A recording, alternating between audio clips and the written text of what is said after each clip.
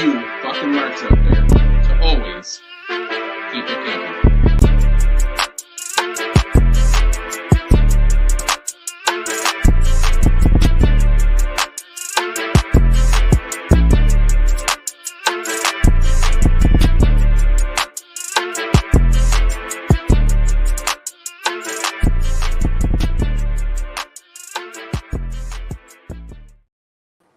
What is up, you fucking marks? Welcome back to another episode of Freebird Rules.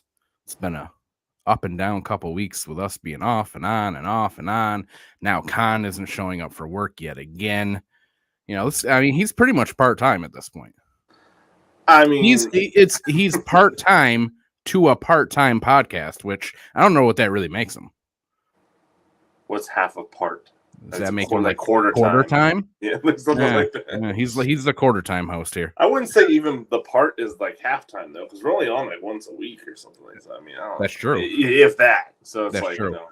So I mean, Yeah. it's like we're on 1/7 of the time, you know, a week, and then if you're not showing up, then it's really 1/14, because if you miss a week, or if it's a couple weeks because we've been gone a couple weeks, so.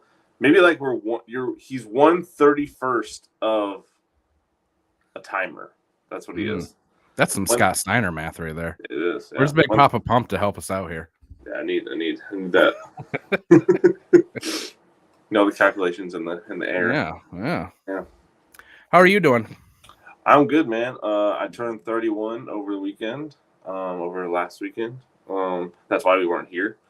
Me, Con, a bunch of our friends went to Ocean City, Maryland. Good time. It's a nice little town. Have you ever been to Ocean City, Maryland?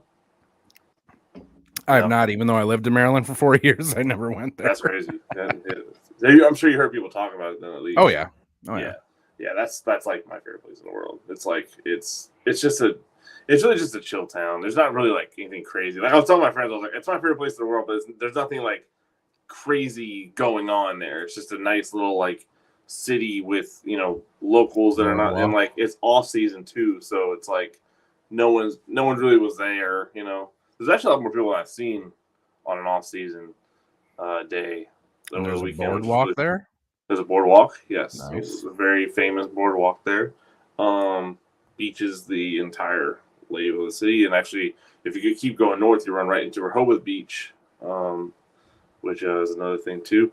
But yeah, this is a travel podcast now. If you guys didn't know, it is a travel podcast, so make your way over there. But yeah, plane ticket sales to Ocean City, Maryland, just skyrocketed by 2. I hope so. It's just me and you. But yeah, no. Yeah, I was actually just booking my flight while you were talking about it. So. Oh hell yeah! It's just me. Kayak.com, bro. Kayak. You guys do anything fun? You got any? Yeah. Kayak. You want to sponsor us? We'll put your logo right there. Kayak, I mean, we it was kind of cold 2 of the days that we were there, but the third day was really nice. So the third day we did get to like sit out on the beach, and there was a kite festival going on the boardwalk too. So we got to see like a bunch of kites and stuff like that. And some of our friends even actually bought kites and flew them out, which was really fun. Played mini golf. Went to a bunch of different restaurants.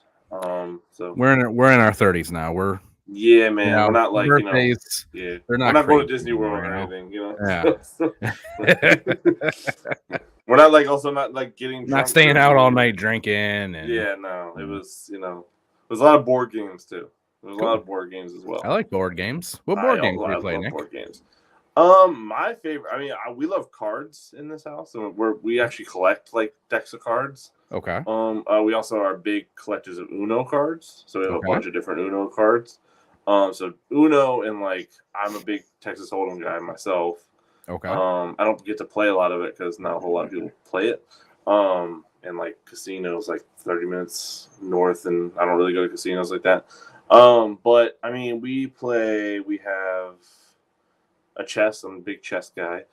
We have Battleship at the house. We have a new game called Q's and Q's, which is like you kind of have to like guess the color based off someone's thing. I'm also a Okay. big Monopoly guy. We play Monopoly more on the Nintendo Switch. We have a version of it on there, which is really fun.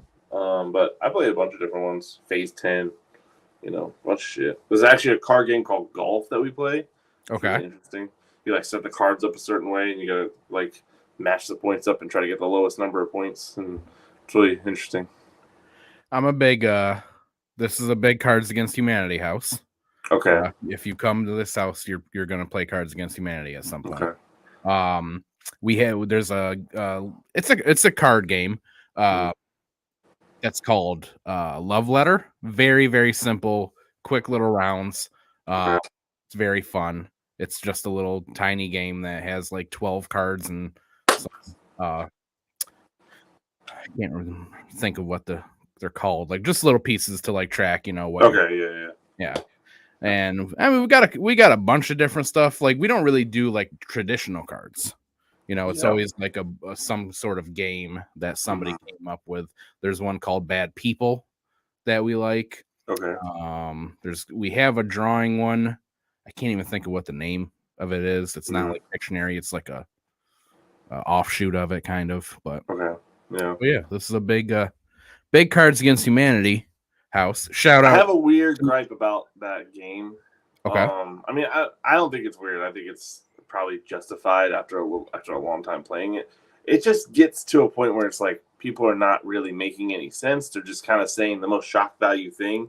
Sure. And that kind of annoys me a little bit with that game because it's fun at first, and then it's like who is the 15th president? Oh, come! It's like. Great, guys. Awesome. Glad we're here. Glad we're getting together just to do that. Sometimes though, Nick, you gotta work with the cards you're given. Sometimes you just don't have anything good in your hand. You gotta just throw something out too. No, and that happens a lot. But it's really just I think it becomes like who you play with. Sure. Is a thing. So once you start playing with a guy who doesn't really give a shit.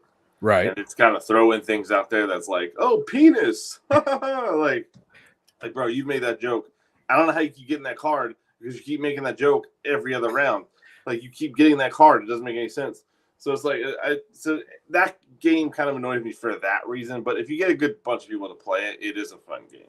The guy who says the only thing that's hilarious to him is if you say something like penis or cum. Yes. Like all you gotta do is say it. No, that's funny. Well, yeah, right, exactly. Yeah. No, for sure. I do have an update. Okay. If my family's watching this, I apologize. But remember we talked about a few weeks ago about our our family that went to jail. Sure. Yep. My brother is back in jail. Yeah. Luckily I think a lot of our fan base doesn't really know me personally, so that doesn't really hurt or anything, about me. Sure. But I'm not that affected by it. I'm very proud of my parents because they seem to kind of been taking a hands-off approach, like don't speak to me, don't reach out for bail money, don't do any of that stuff like that. I don't know the entire full story, so I don't know if he's like going to be back in a month or something like that, or if he's going to go away for a long, long time. I don't really want to go into detail about it. It's the same stuff. If you watch the other episode, it's the same stuff he was doing beforehand. And not sure what's going to happen, but we'll see. I'll give updates of when I get them. But yeah, my brother is back. So yeah, we're proud of my family for not being so rocked about it, because last couple times have been rocking, and it's been very, but actually I think everyone's kind of taking the same approach now. It's just here we are. Right. So, yeah. But there's always that there's always got to be that breaking point at some point where you go, okay, they're just a toxic person. This is just who they are. I can't do anything more anymore. They have to just be out of my life, Yeah, so. And I had that approach last time. So and I'm sure it's a lot harder for parents too. No. You know what I mean? And it took me a little bit to get to that point. Like, okay, these are the parents. They gotta do everything they can for their little baby. I get that completely. But I'm really proud of my parents now because they feel it seems to me that they're taking this we're not going to help you approach any longer. We're not going to enable you any longer because that's just how I feel it is. I feel like it's he does something bad and he gets broken out of it. You know, like Right. he gets bailed out. You know, he gets, you know, someone comes to rescue him, and I don't think anyone's going to rescue him this time around. So and maybe that's what he needs. That's kind of what I told my parents was, you know, maybe this is what will do him better. Now, you know, is it going to help much if he goes away for 5-7 years? I don't know if that's true, Right. but if that's what happens, is it gonna matter? I don't think so. I'll be in my 40s by that point. So, right. You know, so like, but like I took that approach last time when he got locked up was, you know, this is a person I don't really want a relationship. I watched him tear my family, you know, financially, emotionally, and everything else in especially my parents. My siblings are really not invested in it, and you know, my brother is like really feel bad for him. My sister's wants nothing to do with him. Yeah. Where I was working with him. So, but when he came back this last time, I, you know, pretty much put a stop to. I put a wall up and was like, look, you're my brother and you're home, and I'm happy that you're home, but I'm not your friend. I don't want to really be your friend. Like, you know, I don't want to like send you TikToks or you know, talk about the shows we used to watch or anything like that. I love you, but I don't like you. Yeah, I love you, but like we're not. You can't hit me up and be like, "What's going on?" Like, no, I don't want nothing to do like that. Like, if it's not about work and it's not about someone in our family doing something, I don't really want to hear about it from you. Right. So I have already had that approach. So I've already kind of been prepared for that. I probably can't say the same about my parents, but my parents have definitely been more so like, if it happens again, we can't do anything. And now that they've been tested and it seems like they're going to stick to those guns, I'm really happy for them. But we'll see how it works out. I have faith in my parents, but that's all I really care about in this situation. It's just like, because like you said, it's just like, you're not going to change. You're not going to do anything. This is not going to get better. You know, like it's just where I'm at, you know, just so, but. Well, if we're giving updates on, you know, the serious topics that we've gone off on, you know, we talked about, you know, stuff with your parents, and I've talked about the stuff going through with my mom. So I finally got to a point where they said, okay, yeah, we're gonna set up an aid for her. They're coming, right? Okay. And then I got a phone call from them saying, well, it's only, and this is something that I was told right off the bat, was at first they said, oh, well, you know, when it comes to AIDS, it's only things that are considered medically necessary. And my mom doesn't really need anything medically necessary. You know, and by medically necessary, they mean like they have to be helped to the bathroom. They have to be bathed. They have to be physically given their medication. Can still do all that. Yeah, my mom can still do all that. She just can't do any other thing. You know, she can't go to the store by herself. She can't drive. She can't keep track of appointments, make appointments. They won't can't do none of that stuff. Right. Okay. So that stuff is not considered medically necessary, right? Okay. So I was told that, and then I was told by, I mean, it's a major company. I'll just say it, Fidelis. We got started with Fidelis, and I was told by somebody there, oh, no, we'll do whatever she needs. Oh. Okay, great. So they sent me some paperwork, and they said, hey, you got to, you know, have her doctor fill out this paperwork and say that she is not self-directed, meaning she cannot make decisions for herself. Perfect. Got a doctor's appointment coming up with her. I can do that easily, right? Sure. So we go. I have her doctor do that. I send it to him. And then I get a phone call from somebody else at Fidelis asking me, you know, what does she need? And I start saying, well, this is the things that she needs. And they go, well, we don't do that. And I said, well, I was told that you do that by this person. Oh, you got the name of the guy. Good yeah. Because I had their email. I had everything. Yep. So this person who had called me was above them. And they said, well, you know, we were calling to clarify because, you know, we saw your email to her, you know, about you know, getting a phone call about, you know, it being medically necessary, and that's not what she needs. And I said, okay, well, never mind. So that went away. But then, like I said, there's a adult protective services agent who has been working with my mom for a couple years now, and she's gone above and beyond and done a lot of things that an adult protective services agent is not supposed to do. And she ended up going to Catholic Charities, and they approved my mom for a home aid. So somebody is supposed to be starting with her 3 days a week. They have met, but this woman has not started yet. So I haven't even met her. I haven't even been able to talk to her. We keep missing each other when we call, but we'll see how that goes and where that goes. Because I'd really like to talk to this person and say, hey, this is what she needs, and how much are you actually going to be there? Because at first I was told 3 days, and then my mom said, oh, well, she came and it said it'd be 3 days at first, but then 2. And then I'm like, oh, 2 days, like, yeah, what's that doing? You know what I mean? But yeah. So we'll see what happens. Hopefully I will actually talk to that person this week, because apparently they're supposed to start this week, but we will see. All right. Sounds like semi good news then. Yeah. I mean, we'll see if it works out. Right. If this doesn't work out, I mean, it's just looking more and more like the state's going to take guardianship instead of me. And if that, and then honestly, that's preferential for me, because then I will not have to be the one to force her into assisted living. The state will do that. You have the one other sibling, right?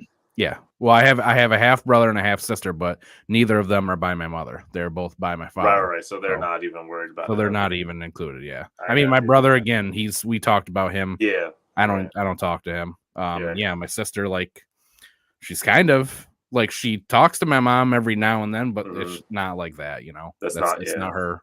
It's not her responsibility, Yes. Not that it should be mine either. This should be, a person's own responsibility, but right. No, it's gotten to a point. Exactly. So, but I mean, we'll see how it goes. But family. I think we should talk about wrestling. I think that we should first say Happy Cinco de Mayo. This is the dinner that I made. Made some burrito tacos. Had a little rice on the side. Oh, you made that? I made that, brother, man. That's smooth. Thought you were at a restaurant, bro. Nah, sir. Awesome. That's all me, brother. That's all me from scratch, homie. It's the fucking placemat thing that you have in the different color bowls that made it look like legit, like a Mexican restaurant. You know what I'm talking about, right? Yeah. They got the sauce bowl and the fucking damn good shit, bro. No, I that's all me. Restaurant. I got up at like 9:30 this morning, and as soon as I got up, I did my usual morning stuff, and I went right out in the kitchen and started cooking, because the meat takes, I have to make the sauce, which takes at least an hour. I gotta, put the meat in the sauce in a Dutch oven, put it in the oven. It's got to slow cook for 3 to 4 hours, and then you take it out, break it up. Then you got to dip all the tortillas and put them on a flat top. So it's a whole process to make them. I only make burrito tacos on a weekend usually, but they are one of my signature dishes. Hell yeah. So, good shit. Yeah, they were delicious. This is probably the best batch of them I've ever made too. I did a couple different things with the sauce, and I'm getting to where they're exactly where I want them to be. I need to get that broth, that dipping broth, a little bit thinner, because it's still a little bit really too thick. Yeah, but it was still delicious. Because it's not supposed to be like watery per se, but it's supposed to be a little more. Yeah. I got you. I've only had burrito tacos like a couple times in my life, especially now because I can't really have like beef or anything like that anymore. So like I think I had like we haven't talked about that. It's just a health thing. It's just like it fucks my stomach up. Honestly, it just really it's so like I've just had to really. Man, you must be in your 30s or something. I've had that for a couple of years now. Fucking, it's just I just stay away from it. Like it gets to a point where it's not worth the like. Maybe I'll get a stomach ache, maybe I won't. Sure. Situations. So I'm just gonna stay away from it. But yeah, so I think I had a shrimp burrito taco one time, and that was really good. Yeah. I've ever since I started making them, I keep saying I want to make chicken ones. But every time it comes up, my wife's like, oh, well, I just kind of want, normal burrito. I'm like, all right. Yeah. Come up to New York, Nick. I'll make you some fucking burrito tacos. I'll make you some chicken ones, brother. True shit. I think, I don't know. We were going to do this, but then, my wife's not feeling great today. So we were I made this. She was going to make homemade churros. Really go in on Cinco de Mayo theme. But now she's not feeling great, so it's like 50-50. But I'm damn. hoping I walk down the stairs when this is over and there are some homemade churros. churros. Right. That'd be But dope. we'll see. Yeah, man. But yeah, let's talk some wrestling stuff. I don't even know what's in headlines anymore because good. You can be surprised off the cuff, so we don't, talk about shit before we even go live like we did before, and we didn't even talk about that. We'll get to that after, maybe. Dude, I've just been throwing things in headlines for the last month and a half, and we've never gotten to it because of all the pay-per-views and shit. and then Nickelodeon took over like an hour and a half of our time one week. Yeah. And so I was just like, oh my, we're never gonna get to anything headline related. It's gonna be pay-per-views and Nickelodeon for next fucking and Madrip took a fucking long time. Yeah. Too, so we never got Love is Blind headline. Took a whole fucking episode. Love is Blind took forever. So it's like, but hey, that's the point, right? We're not just a wrestling podcast anymore. That is exactly what we wanted. Not just a wrestling podcast. So yeah, the draft happened last week. Mm-hmm. What'd you think about it, Nick? So funny thing about the draft. And funny thing about a lot of things that we're going to talk about, I missed it. So I believe we were no, we were not driving. We were in Ocean City for both days of the draft. So I missed it. Well, no, we were home on Monday, but I was going to watch Monday Night Raw to watch the draft, but my fucking Hulu didn't record it. So I can look it up, I guess. Who went where and what happened and what in all this. So people were disappointed, and I can see why. Because there really weren't a lot of surprises. A lot of people stayed on the same show as they're already on. Seth and Jay on Raw. Yeah, Seth Rollins is still on Raw. Jay's still on Raw. Randy Orton's still on SmackDown. Raw? What's that? Will Seth ever not be on? I think Seth's always been on Raw for as long as I can remember. Yeah, I think he did have a very short run on SmackDown, but then he was literally gone back to Raw the next draft. Braun Breaker went to Raw. That's pretty interesting. Braun Breaker went to Raw, which was weird. Like, didn't he just got brought up to SmackDown or something? And we did a whole thing about where's he going to sign, and then he was signed to SmackDown for a month, and now he's on Raw. Bloodline went to SmackDown. That's not interesting. Was LA Knight always on? Yeah, he was. He was always on. Yeah, SmackDown. LA Knight was already on SmackDown. So AJ Styles SmackDown. Damage Control Academy went to Raw. Kevin Owens is still on SmackDown. CM Punk went to Raw. CM Punk has never been officially on a brand since he came back, so that's the first time he's actually been drafted. This part of this article says, as announced on social media on Friday night, and it's just all people that we don't care about. No offense. Well, yeah, so they did a supplemental draft, which is always the lower superstars. Yeah. Which, Baron Corbin's in that, which is where he belongs. I can't believe he's back on SmackDown. I thought he was killing it in NXT. I'm surprised. That's what I'm saying too. I don't. What are you gonna do with this guy? Like, it's not working on the main roster. Are they putting him with Braun Breaker? No, they're not, because he's on. No, because they're on separate. Yeah. Yep. Lord Almighty. Yep. And honestly, he shouldn't be with Braun Breaker because Braun Breaker needs to do his own thing. But I thought it was cool that they were doing their thing on NXT. It's cool for a short time, but you got to kind of get your brand new breaking out star away from.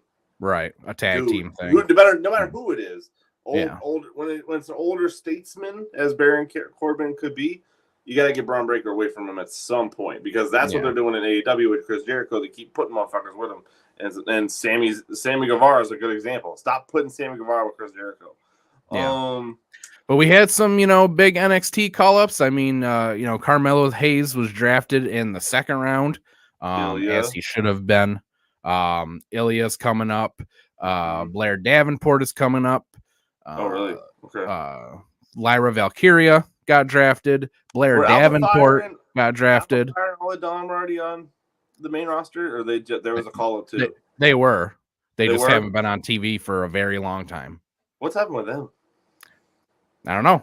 I think they've had like 3 matches like over a year ago, and then they got taken off, and they haven't done anything with them. Oh, Lyra's on Raw. Yep. Oh, that's cool. Blair Davenport. Apollo Crews is back. Was Apollo Crews on SmackDown? Was he in NXT? I thought he was in NXT last. Yeah. And then Odyssey Jones got drafted to Raw again. He got drafted last year to Raw, never appeared. Giovanni Vinci went to SmackDown in supplemental draft, so Imperium is 100% broken up, other than, I guess, Gunter and Kaiser are going to stay together. Dijak got brought up from NXT. He's going to Raw. So we'll see. But Okay. I like a couple of them. I like Carmelo coming up. I like Lyra coming up. I think they both deserve to be there. We'll see about Ilya. Ilya doesn't interest me. He just doesn't. He's one of those guys who he's good in the ring, but I just don't get him. I just know he's been doing big stuff. I don't really, because I'm admittedly I don't watch NXT, so I can't really. I just see like social media posts, and I look at like who they talk about the most. Like I know they talk about Roxanne and Lyra, and I remember when they talk about Tiffany Stratton all the time, and now she's here. You know, so like I remember, I know the names that are like kind of doing things in NXT, but I don't watch it, unfortunately. Yeah. One of some of it was a little weird, like Bianca, and this is no shade to like any of the women, but Bianca got picked as the very first draft pick for SmackDown, which is kind of wild. I mean, it kind of makes sense. I mean, it's all kind of faces of the company that was in the first round there. Yeah. I mean, it's Bianca, Jay, Carmelo, Seth. I mean, there's probably like 4 other names you really could have thrown in that first round. I mean, Randy is in the second there, right there. I mean, LA Knight going 3rd round. I mean, however much stock you want to put into these rounds, is a little. But also, like, I feel like going on the second night is a little weirder than, like we waited till night 2 to draft Jay Cargill. Well, well, that's just because they only allowed so there was a pool for each night. So SmackDown has certain SmackDown has a certain pool that they can choose from night 1. Raw had a certain pool they could choose from, so that's why that stuff is happening. You're right, yeah. So that makes sense. That makes more sense. But according to from everything that I've read, because people were complaining that nobody really moved, nothing exciting really happened, and everything that I read said that WWE did that purposely because they didn't want to interrupt the current storylines that they have planned. And honestly, like I don't really care that nobody did it this time, as long as my thing is I feel like Triple H did this to be like, all right, we're splitting these goddamn rosters and we're sticking to it this time. Yeah. So that this is like his reset. Like we're actually going to do this. We're going to keep them separate. People aren't going to be crossing, and these are the rosters for now. And then maybe next year. There's a kind of a waiting period, though. Like, isn't it like there's a couple weeks or something after? It's tomorrow. Tomorrow. Yeah. Okay. So WWE usually when they do a draft, they usually do it's over 2 weeks, but they only did it over 1 week this week. And then, usually it's okay in a couple weeks it goes into effect, but it's officially official tomorrow. Well, especially right after a pay-per-view, it kind of works perfect. So it's like, okay, right after the pay-per-view, you can move on to different stories. And all the stories that happened at Backlash were not exactly like, oh, we got to figure out what happens next. It's kind of just, over. So it's like, it's kind of a good breaking point right there. Like, all right, we're, WrestleMania is the beginning of the era. Then we drafted to really decide the era. And then Backlash really kind of tied any loose ends. And now we're really in it. That's kind of how it feels, Right. So I like that. Yeah. So then I don't really know what's going on here. I feel like this could be real, but I can't find anywhere if it is or not. Is it not? Because he has been out for a long time with a foot injury that he could not seem to come back from. And then he comes back to have one match. And then OC says, hey, he's never going to wrestle again. And to me, if I was a wrestler and that was the case, that's what I would do. I'd be like, you know what? Let's make this a storyline. I'll get through one more match somehow. I'll be done. And, let's get my best friend over and say he ended my career. And, let's break up this tag team so that he can move on. Like, that seems like a perfect way to go out. Sure. If you can, so.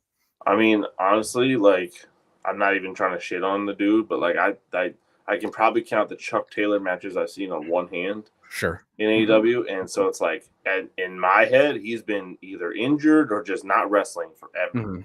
So, like, barring the injury thing, does he even want to still be here? I mean, is he actually, like, passionate about wrestling anymore because of just not doing anything. I mean, they never have anything for him.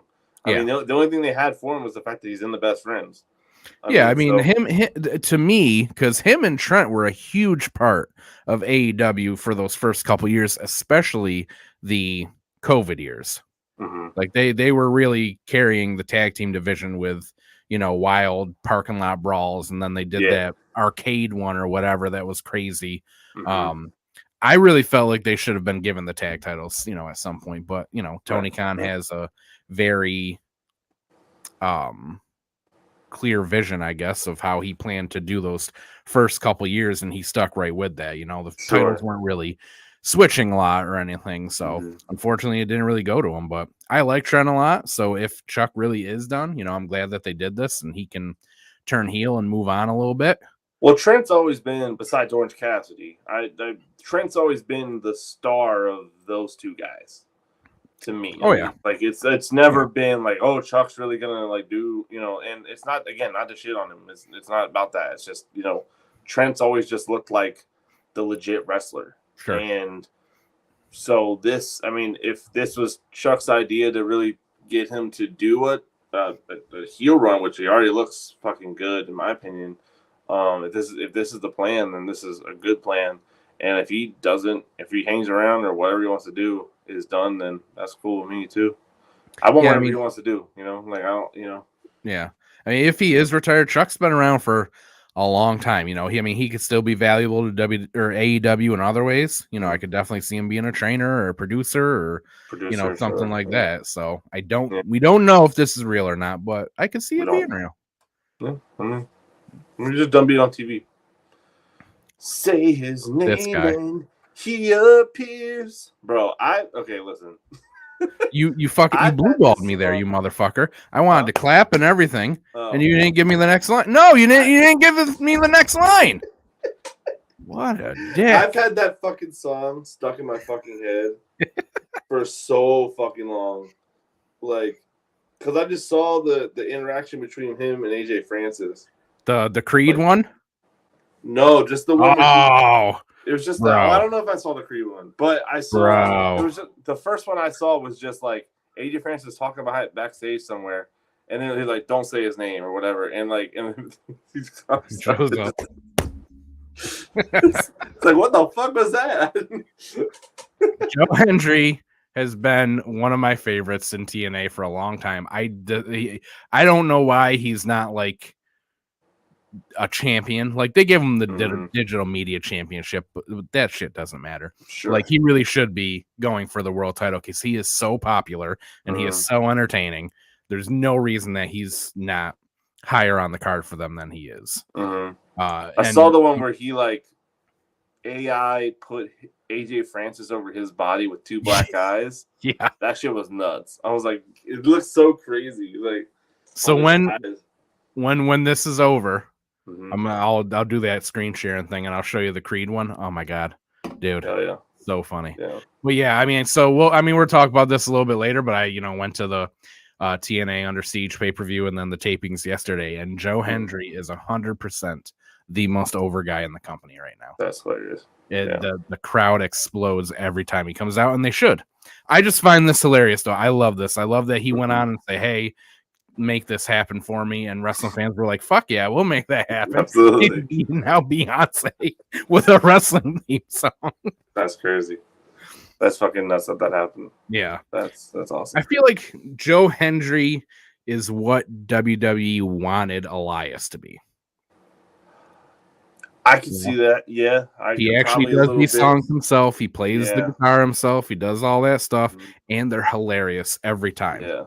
And if TNA doesn't do anything with this guy, he needs to go somewhere else because he could be big somewhere else. I think this would go crazy in AEW. I really do. Hilarious. Because I feel like WWE is. I still have just a bad taste in my mouth for some things at AEW or WWE because they kind of water things down a little bit, and I don't want them to do anything like that. Yeah. I feel like AEW just kind of let it go and just do its thing. I think we got about, what is that? We got about 7 more months. Yeah, we're going to see what happens next year. Yeah. But I think we're moving towards that. Yeah, I think so. Too. And I mean, even really so, if you think about it, like there's nothing that Joe Hendry has said in any of these songs that have been like offensive or anything. Like he doesn't really cuss or anything like that. He doesn't say like sexual things. He just like gets personal and makes it funny. Right. So it's for me. It's I think it's just a trauma thing with WWE. Sure. Like, They take something. I said this before. It's very much like an abused relationship. Yeah, we got hurt for so long, and now we don't trust this other new man who's in our lives. Right. Exactly. I'm sure Triple H would do it total justice. My worry about is watering something down because what happens is you take it and you take the wrong aspects of it as to why it's working, and then change the right stuff.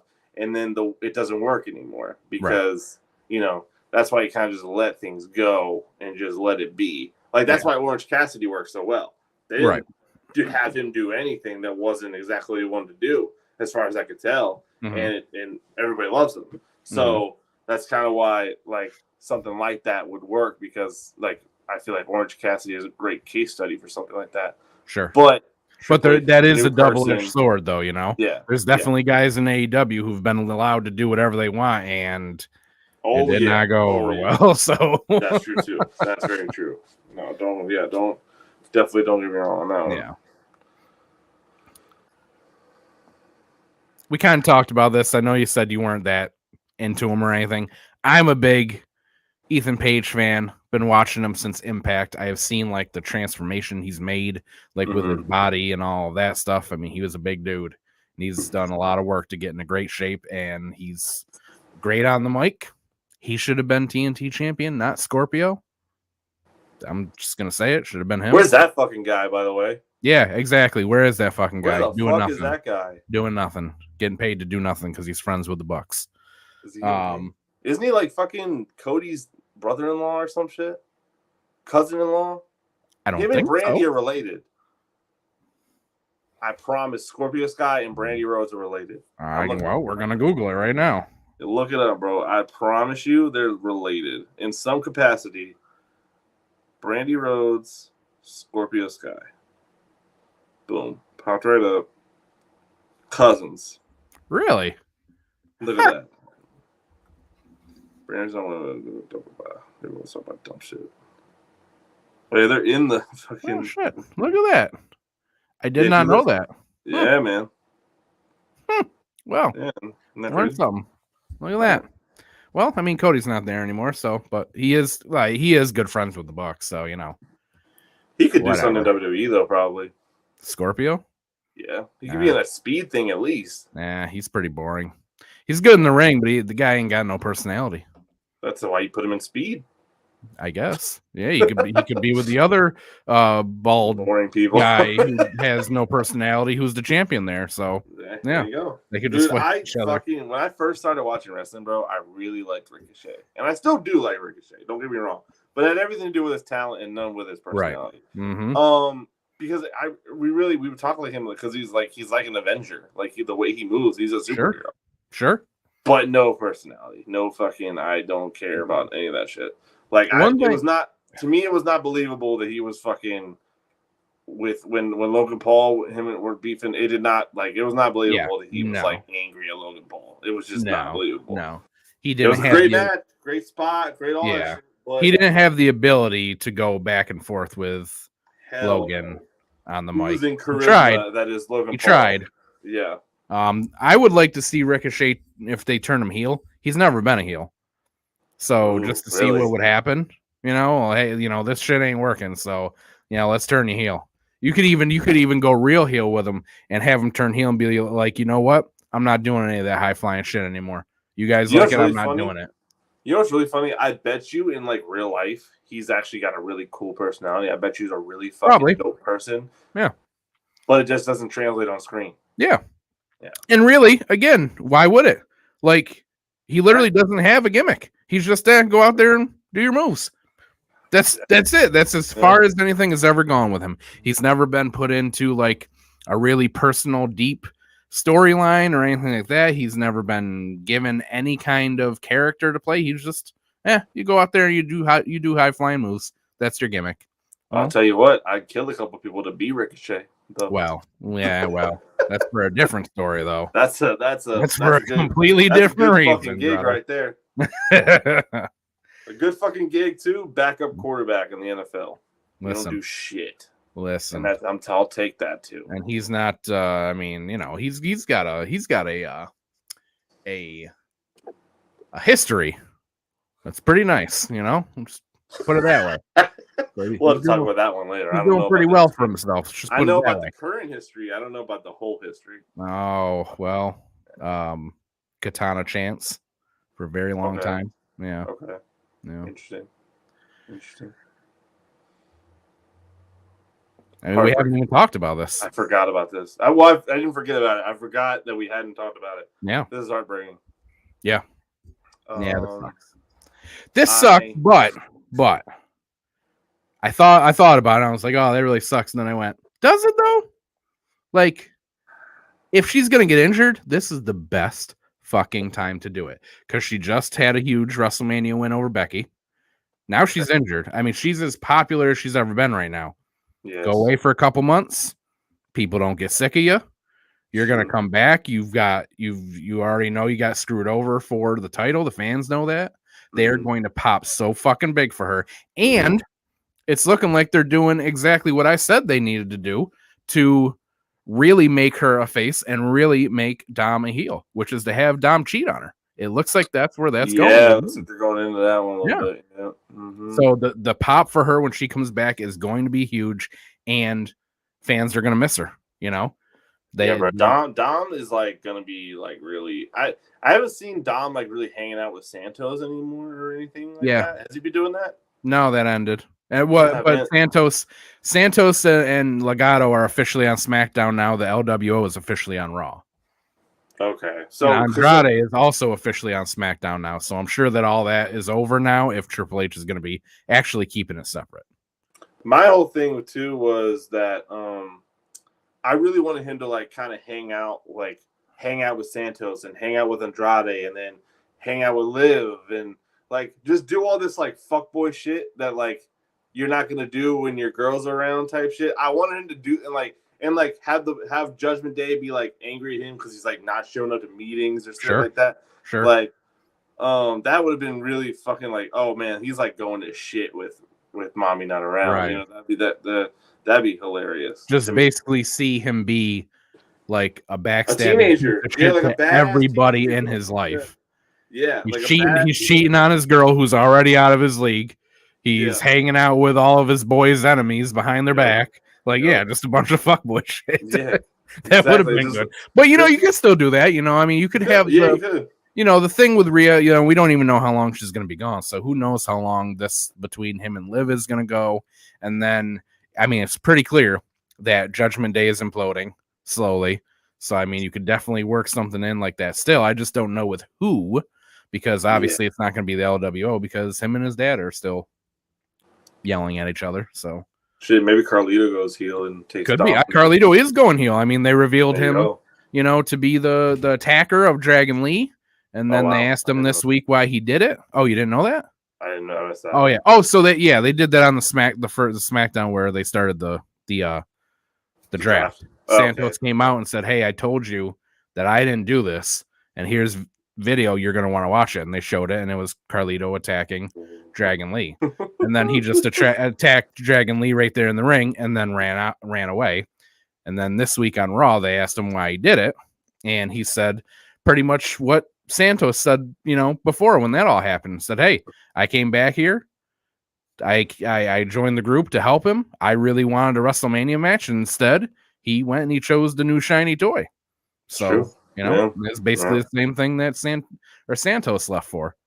Said, "Hey, I did all this to be your family, and then you chose somebody else over me." So that's crazy. Yeah, no, so I really would like to see what happens with Dom after Rhea's gone, because they could really just make him to be out like this, like fucking just doesn't know what to do with it, and no direction, like kid, just do that, and then like when mommy gets here, he just smacks him in the mouth and is like, "Bro, get on your shit, bro." Like, because I think the good part of it too will be, you do the whole thing with Liv, but then Rhea comes back, they have their thing, and then after that, Liv's like, I don't want you either. I just did it to mess with her, and then he's just by himself, you know. Yep. So. Yeah.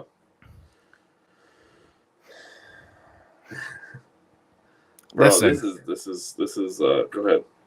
What were you gonna say? Because you laughed like you don't like them. It's the raw one is a pizza. Okay, sure, I can see that. Yeah, that's my only complaint with these is that they kept that just straight up like circular shape for the raw one. But even so, I can look at it and be like, that's still a nice belt. It's 100 times better than what it was. Absolutely, it is so much better than what it was. Someone called it like the fucking like the Giorno fucking championship or something. It was a lot of pizza jokes about that fucking title, but I hadn't even seen that. But now that you say it, I'm like, fuck, it does look like a pizza. Son of a bitch. So my thing with the SmackDown one, right? Mm-hmm. And I know they're calling it WWE and World, and I still don't know which one's which. Yeah, but I'll figure it out later. But this makes me feel like they're changing those titles again, the women's and men's. I feel like Triple H is going. I hope so. Yeah. I think they're going to match because these the Raw ones match, the world heavyweight ones they all match. Right. So they're all there, yeah. These don't match yet. Like, right. Are they going to match? Sure. So that's what I think is going to happen. I don't think they're going to go with that shape. I don't know what you want to call it with the crown on top and the thing at the bottom. The SmackDown ones they're a takeoff of like the early 2000s SmackDown ones. That shape, right? Like it's very very reminiscent of the SmackDown ones. But just for future reference, everything on SmackDown is the WWE and everything on Raw is the World.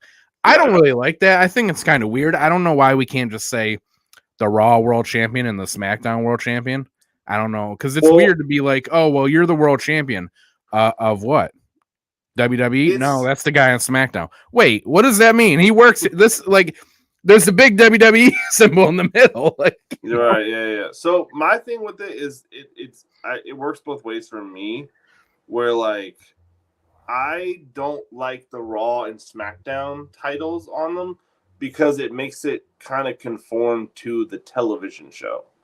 Mm-hmm. Where it's like it's the same with like the TBS and TNT titles. Like it's just okay, you're the championship on this particular program, and it's just like, no, like I want to be the world champion. Right. I want to be the intercontinental champion. I want to be the United States champion. Like that, like so, like I'm good with the world and the WWE. However, like you said, it's confusing because it's like okay, if you're the world champion, is that bigger than the WWE champion? Because it feels like it's bigger because it's the entire world, but it's also just like, I don't like, so it's like, I wish there was something else to call the two things. Right. Even though they're equal titles, they just happen to be on different shows. However, I like this splitting of it better than Raw, calling it a Raw, champion or a SmackDown champion. But I just don't know, again, like how to decipher. Right. Like, again, what you said, what are you the world title, which a world champion of, Right. So, and especially when, like you said, the world, you say, oh, the world champion, well, that feels bigger. And then you go over to SmackDown and you go, okay, but the SmackDown title is the one that has the lineage. Yeah. That's the one that's connected to the original, title. Mm-hmm. It's 50, 60 years old. So technically that one's more, so it's like, which one is more important? You're making it sound like they're both more important than the other and they should be equals. But how do you do that and make them both be okay? These are under the WWE banner, Well, also, how do you do that without like obviously calling it a Raw title or a SmackDown title? Like, because I really don't. I didn't like the Raw Tag Team Champions or the SmackDown Tag. It just kind of diminishes it to something smaller than what it is, and I never really liked that. So I'd much rather have WWE and World, but I would rather it be something that's a little more distinctive. I just don't know what to call it. I'm bringing up a problem without a solution, which is like a big issue of mine, or a pet peeve of mine. I don't like doing that, but because I don't like when people are like yelling about something. They're just like, change it. I'm like, change it to what? I'm like, I don't know. Just do it. Like no, like you don't have a good solution for it, bro. I want you to change it, but that's your Your issue. That's your job. Like, no, it's not, because I came up with this thing and you don't know how to do anything better. So this is what it is. Right. So, but I wish there was something else to call it. But as of right now, this is going to work. Yeah. Also, I don't like the fact that it doesn't say anywhere on the WWE Tag Team Champion that they're the WWE Tag Team Champion. I think it does up top. Because Does it say WWE champions, and then over top, I think it says World Tag Team Champions. Well, that one does, but the other one doesn't. It doesn't say. I mean, it has the logo. Well, it's got the logo clearly, bro. Yeah, but bro. But it just says Tag Team Wrestling Champions, but the title's called the WWE Tag Team Champions. So it's like, I don't know, bro. Listen. I didn't make the belt. I'm just saying, I'm being nitpicky. You're just a guy pointing out problems with no solutions. That's right. There you go. It. Just fix it. I don't like it. Fix it. I'm 31 years old now. Fix my problem. I don't have much to say about this next headline other than fuck Oklahoma. That's all I wanted to do. I think that's all we really need to say. That's all I wanted to do. That's why I put it in here. Fuck Oklahoma. Fuck Oklahoma and your transphobia. Do better. Yeah. Be better. Do better, be better. This official I fucking love this logo. I don't know how you feel about it, but I fucking love it. I'm also a big poker fan. We talked about it earlier. Yeah, I mean, it's what I would expect for Vegas. You know what I mean? Yeah. Like, it's neon, it's poker, it's cards, it's fucking WrestleMania. I love it. Yeah. So it is official. Sounds like Minnesota was supposed to be the main one, but they had some permit and zoning issues, so it didn't happen. And Vegas was the backup. So looks like they are trying to push it a little bit later. Now we're getting until the middle of April. I think they're going to continue that until we get to May so that they can start doing some more East Coast ones and not have it be fucking freezing like it was this year. Yeah, because Vegas should be nice weather. Yeah. Vegas should be nice weather. And it's around my birthday, so that's better. There you go. Start planning. Yeah. Yeah. One day. I don't know about this one, but one of them for sure. I will definitely be. I've officially made like a bucket list of things I want to do, and WrestleMania and Super Bowl are both on there. Yeah, man. I gotta do it at some point. Don't know when. But it's gotta happen at some point. Yeah. I don't have a huge bucket list of things I want to do, but those are definitely on there. Yeah. For sure. Yeah. And there's definitely a lot of things that are out of my control that are on my bucket list. Like I want to see the Commanders go to the Super Bowl, but I can't control that shit at all. So, but I can control myself going to a Super Bowl. So that's the ones I'm focused on. Yeah. But 10-10 recommend going to WrestleMania. Yeah. My buddy and I were talking about going to SummerSlam because that's only a 4-hour drive too. But we're both Cleveland, right? In Cleveland, yeah. We're both like, man, our bank accounts are looking sad right now, though. Yeah, you might want to wait a couple years. Might want to figure out what SummerSlam is in 2027. Yeah. I feel less like, oh man, I need to go to SummerSlam because before WrestleMania, the whole thing was, good chance Roman's gonna win. Cody won't get it until SummerSlam. But I got to see Cody win it. So now I'm like, what do I need to go to SummerSlam? Like, what's going to be a SummerSlam? Well, that's the thing too. It's just for you, right? Is like going to WrestleMania. Is that kind of is it making everything else seem smaller? Yeah. Well, yeah. I wouldn't say that. I think it's just I would still love to go to a SummerSlam and all that. Sure. I think it. I don't think it makes it feel smaller as much as just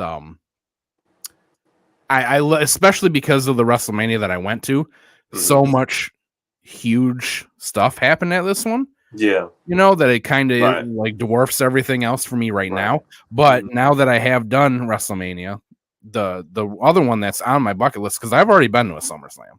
Okay. So the other one on my bucket list is the Rumble, because I fucking love the Royal Rumble. Everybody loves the Royal Rumble. Yeah. And I've never been to one. So I think that's on my bucket list too. Yeah. I was so close because Rumble was in Orlando and I could have just stayed at fucking Khan's house, but I fucking didn't. Yeah. But that was probably one of the closest times I'll probably get to doing Rumble, but that is going to cost me an arm and a leg to do the Rumble. Sure. But Rumble is definitely on my. I gotta see the Rumble live. Well, the other thing too, I mean, obviously it depends on what you want to do. If it's a bucket list item, you're probably going to be like me, where you're like, I don't want to be up in the nosebleeds. You know what I mean? Yeah, I want to be. But if you're okay with that, or even No. a little bit under the nosebleeds, I mean, you can still buy tickets same day usually, and they're usually very discounted. So no, they ever do come around you. A year or two ago, we were going to go to a UFC event, and at the time we were pretty big into UFC, and there was a bunch of people that were on the card that were like my favorites at the time, like Tai Tuivasa and Kevin Holland, and they're all on the card, and it was right in Orlando, and we were like, we should do it, right? We should really fucking do it. We'll plan around it. It was like around like the beginning of December, so it was like a perfect time to do it for us too, and we looked at tickets, and they were super expensive. I'm like, fuck. Like, okay, what do we really want to spend on something like this? And then we looked at the tickets and where the seats were, and the seats were not great. So it was like, it was already expensive, and the seats weren't great. So it was like, do we really want to spend all this money and not see anything? Just to say we were there? Because that's not what I want. I don't want to be there just to say I was there. My season tickets for Commanders were right on the 50-yard line for 2 years. Right. Like, I did that shit. Right. Like, so that's what I want. Like, I don't want to go do it just to say I did it. I want to do it and really experience it. Yeah. That's what I want. Yeah. So, no, I do not want to go sit in the nosebleeds and barely see who the fuck came out at number 27. I don't want to see that shit. Right. I want to know exactly. I want to see face to face who the fuck that was. Right. So yes, it would be a lot of fucking money to do that shit, but that's what I want to do. And if I can't do it that way, then I'd rather just stay home and watch TV. Yeah. Because it's way cheaper. Yeah.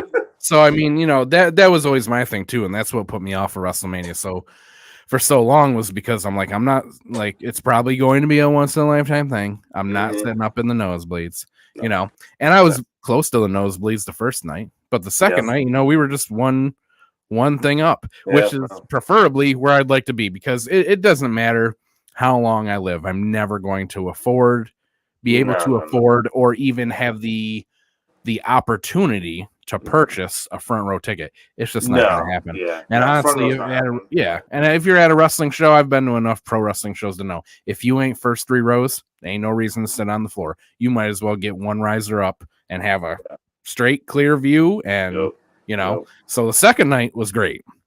Yep. So I would say that, Nick, if you do want to do it, just, don't try for first row, because you, like me, you're probably never going to have enough money to get that kind of shit. But first risers, they were great, and I only paid $300 for the ticket. So my thing with the people who sit, so the Royal Rumble and all these big PLEs nowadays, they have the big, like, they come out the wall and there's a big like turnaround to get to, like where people are standing here, like the wall's here and they're standing here. Yep. And the ring's way over there. Yeah. It's like, bro, you just paid to see these people for like 3 seconds. Hey, man. It's like, you paid a lot of money to stand there, by the way. Yeah. I was like, that's not like, it's got to be like, if I'm paying for a first row seat like that, it's right at the ring. And like, I know that's the most expensive one. Right. So no, I don't want that. I don't want that seat. I'm not paying for first row to watch the screens. Hell no. Fuck no. So God bless you if you do that. It's just that's just not. Yeah, I mean, if you're cool with that, that's cool. And see everything. Yeah. No, I'm going for the experience alone. If I can't experience it essentially in any type of way that I want to experience it, I got the TV, bro. I got Peacock for $10. Yeah. I'm good. Yeah, but I definitely think that it is, obviously after doing it, I know that it is attainable and more affordable than I thought it would be. Once you get the idea of, front row, first couple rows just ain't gonna happen for me. I'm just not that guy. I ain't on it like that. As long as you get that out of your head and you go, first riser's up. I mean, you can get affordable tickets, and if you're not a fucking, crazy obsessive fan like I am, where you're not going to, WWE World every fucking day and spending hundreds of dollars on VIPs and things like that, you can probably do it pretty affordably. Yeah, right. Yeah, no, yeah.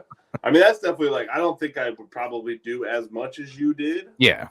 Like for me, I'm not a big autograph or media person. I mean, I would like to meet somebody, but I'm just not big into it as you are. Sure. But going to the event, doing both nights, and having a good seat to see everything, and that's what I want. That's all I need. Yeah. So my weekend consisted of Friday. I went out to Albany, drove about 2.5 hours with my buddies, and we went to the TNA Under Siege pay-per-view. And then while I was there, I had Lars Fredrickson here of the legendary punk band Rancid, if you don't know. He's a big wrestling fan, and he is a little involved with TNA right now, and he did a little contest on his X account that you could win. So usually what happens is TNA comes into a city, they do their pay-per-view on a Friday, and then the next day, Saturday, they go to the same venue in the same city, and they do 2 weeks of TV tapings. So that's what they did here. Okay. So they did Under Siege, and then Lars on his X account, he did a little contest where if you won it, you would get tickets to the TV tapings the next day and get a free meet and greet with Spitfire, the tag team of Jody Threat and Danny Luna here, and him. Okay.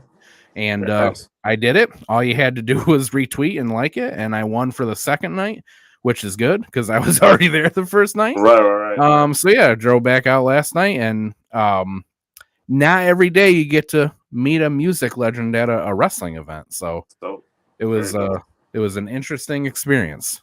It's not every day you win a contest either. What's that?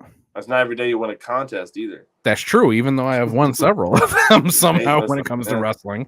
I've gotten kind of lucky, That's how I got to interview Eric Bischoff, so that's true. Just won a contest. But, very true.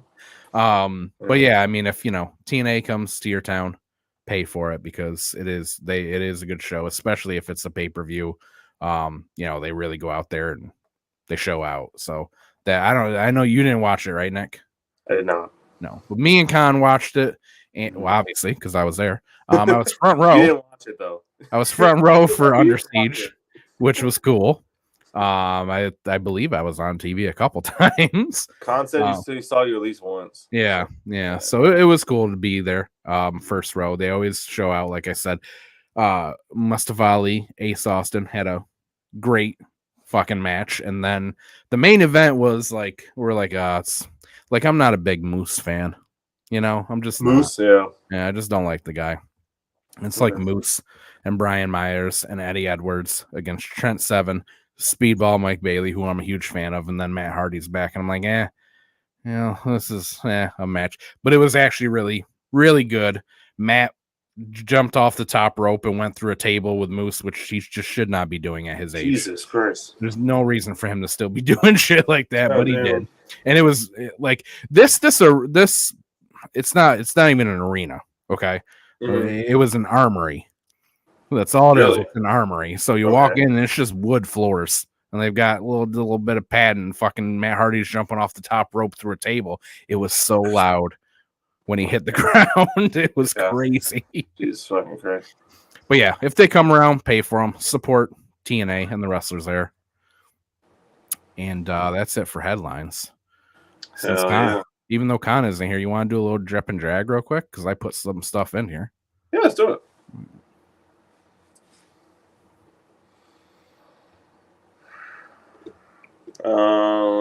Brody King always has cool t-shirts. I like this one. This is this isn't I mean, it reminds me of like a superhero t-shirt. Not necessarily my bag for a t-shirt, but it's cool design. I like it. I don't know if I necessarily call it a drip, because when I think of drip, I think of something I would wear or something that just looks super cool. And we got to come up with something in between. Yeah, what's in between drip and drag? Because we always get these ones where we're like, I don't hate it, but I don't love it. I mean, it's maybe just call it. It's doing it's doing it. Like it's doing. Okay, I like that. Drip drag or doing. Drip drag or doing. Okay. I think it's doing. It's doing. Okay. But it's not. I'm not gonna buy it. I'm not gonna wear it. That's just me. But yeah, like a drip is like, it's fucking cool as shit. I'd totally wear that shit. you know, or like one or the other. It doesn't have to be both, you know. Sure. But and then like doing is just like it's a cool design. I respect the design. I'm not gonna wear it. I'm not gonna put it on. And then drags just straight up get that away from me. I hate that shit. Yeah. Because like a lot of things isn't really like, you know, like I wouldn't call it a drag because of this. Like no, it's a cool design. It's just not something I want to put on my body. You know? And that's but so it's doing for sure doing. This is cool. Yeah, I like this one too. This is Mariah May. Oh, okay. Yeah, this is a drip for me. I'd wear that. That's a cool design. It's very cool design. Yeah, that's cool. That's cool. That's a drip, or you're doing? No, that's a drip. Okay. I'd rock that. Yeah, I wouldn't rock that now because I'm married, but but so you can't have a half naked woman on here. A cartoon of a half naked woman on your shirt. I wouldn't. Jesus, you prude. I'm good. Oh, this is cool. That's a drag. Really? Yeah. Okay, hold on, bro. So you know what this reminds me of, right? This reminds me of the big like purple wolf T-shirts that like 60-year-old women wear at Walmart. That's what it looks like to me. Exactly. Yes. Either that or Mm-hmm. it's those same shirts, but it's the guy wearing them who calls himself an alpha. Oh, yeah. And he's a loner. Yep. He's an alpha.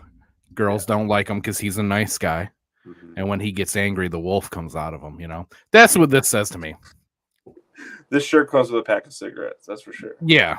This shirt smells like menthols and sadness. And Popeyes. Yes. And, yes. Yeah. And not good Popeyes either. Definitely chicken tendies. Popeyes. Definitely chicken tendies. Always chicken tendies. Yeah, no, it's not the like really good chicken. It's no. It's not even like fried chicken. They get the baked ones, the fucking grilled chicken for whatever reason. Yeah. Which this is really like, good, by the way, but I wouldn't order it. This is like they've got a child's palate. You know what I mean? Like they're just eating chicken tenders, and probably with ketchup too. You know what I mean? Like they don't even have a good sauce. This is a Punisher T-shirt. Remember how Punisher T-shirts, bro? There you go. They got to bro. Punisher fans. This right here is a sticker on the back of a lifted all black Dodge Ram, and it's either red, white, and blue, or it's got a blue line through it. One or the other. Blue line for sure. That's what this is. Yep. Mm-hmm. Yeah. No, I'm good, bro. In other words, that's a drag. Sorry, Bron. Okay, now so here's my thing. Now, if you made this your screen behind you when you're walking out to the ring, it'd be cool. I think it is a screen when it comes out. I'm pretty sure cool. That's cool as fuck. Yeah, but this is a T-shirt is a little too Walmarty for me. Yeah, I'm good. Yeah. Oh boy, it just feels like a lot. Much. It is too much, bro. I bet you those lips are shimmering, bro. I bet they are too. I bet you they're silver. Yeah, no, I'm good. There's some glitter in this shirt. So good, bro. Yeah, this is too much happening, especially because like I like the graffiti style, Bianca Belair on the front. Yeah, that's fine. The fact that it is also pink, like there's no contrast. It just I can't even read what that says on the back. Exactly. What does that even? Okay, for real. What does that even say? EST of WWE. Oh, I can see it now. Yeah. Ew, no. Yeah. That does not look like a W. No. That's a drag. I'm good. That's a drag. That's not a good one. No.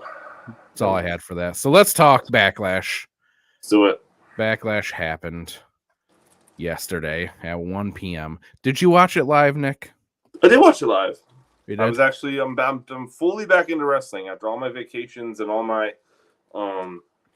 just not being able and things not recording. I'm fully back into watching WWE and AEW live.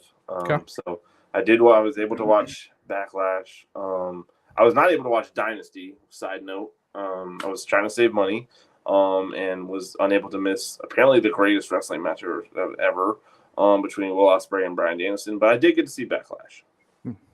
I did not watch it live. I didn't even finish SmackDown just because of the stuff happening with TNA and the travel time to them. So like I said, it was 2.5 hours for me to get there. So like last night, I had to be there at 6 for the meet and greet. So, you're talking, I left at 3:30. The pay-per-view wasn't even over yet. So no, it went to like 4 at least. Yeah. And so, I had to get ready before that. So I really had only watched 2 matches of it, and then I finished it up between last night coming home and then today. That's the only like real like pullback on these overseas pay-per-views is that they're at weird times. Like I think the next one's in Jeddah, right? So that one's gonna be like 10 in the morning, probably, or some shit. Like it's gonna be something crazy. So it's like, fuck, man. Yeah, that's the only drawback to having these things overseas, because I want to start a petition right the fuck now to make any pay-per-view in any company be overseas, because Americans are fucking spoiled when it comes to watching wrestling, that they show up and don't do shit. They do not fucking do anything to make the show better. Every time they go overseas, whether it's Puerto Rico, whether it's France, whether it's fucking Glasgow, anything, bro, those fans are going crazy. They're going ballistic, and I fucking love it. I had no idea what they were chanting the whole time because they were in French. I had to fucking. But they were into it, and that's all that mattered. Yeah, I had to Google it, bro. So did you notice that they would start chanting stuff after the countouts and stuff? Yeah. So I looked at. Did you know what they were saying? I do not. Okay, so they would do the thing. The ref would go 1, 2, and they kick out, and they go Sacre Blue, because that's their fucking. Still really don't know what that means. I know it's like a thing you say when it's fucked up, but then they said something. I don't want to even try to say what they try to say, but they said in French that was only 2. So like that was only 2. That was only 2. Okay. So like so that's what they were chanting the whole night, and then like it would happen at 1, 2. So that was only 1.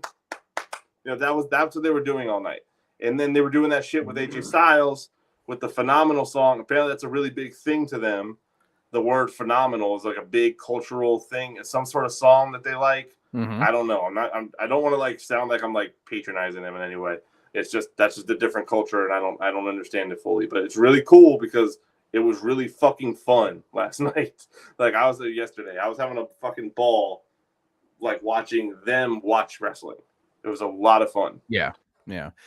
I just Googled it. Sacre Bleu apparently is a French swear word used to indicate impatience, astonishment, or anger. The expression is a toned-down version of the insult Sacre Dieu, which literally means to alter or desecrate God. Holy shit. Yeah, so those French don't play, bro. That was a little bit harder than I was expecting it to be.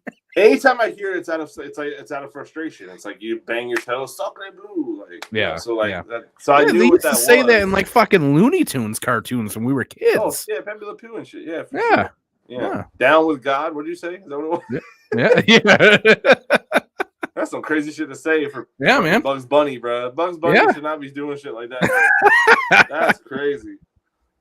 But yeah, I mean, it looks like, I don't know if it's official, but it looks like, WWE is trying to make most, if not all, of the PLEs that are not the big 4 overseas, which, maybe that'll make fucking American fans appreciate it a little bit more. Maybe so. I mean, I'm all for just fucking touring only in fucking Europe and fucking Asia for now on, bro. Because like go anywhere else but fucking. I don't ever want to go to a fucking wrestling event again because we suck. No, I here. don't, because I'd rather watch it on TV and have a fucking ball instead of sitting with a bunch of idiots who don't actually like wrestling, and just came out to stare at their phone the whole time, bro. That's how it always feels. Dude, I swear to God, when we were at WrestleMania the first night, there was a guy, and he was a younger guy. I mean, he was probably like early 20s or so, next to my friend I was with, and we watched him the entire. He didn't put his phone down once. He didn't watch one fucking match. He sat on his phone the entire time, and he wasn't recording a video. Like I could see him just scrolling on social medias. Was he with people? Entire night. Was he with people?